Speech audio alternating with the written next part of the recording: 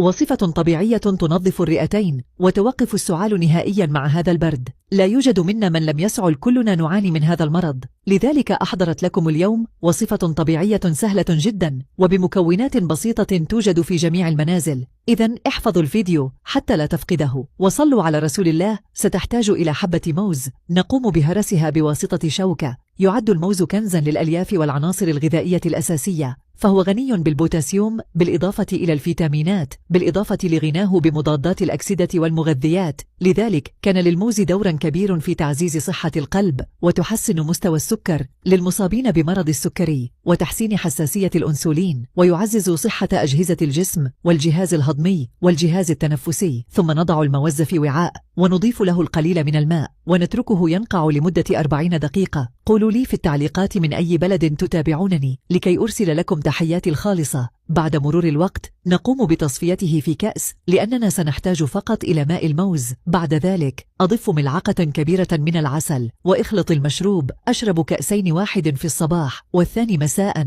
وسوف تتخلص من السعال أو الكحة والالتهاب والفيروسات والبكتيريا، كما تقوي الجهاز المناعي للجسم. إذا أعجبتكم الوصفة ادعموني بالإعجاب.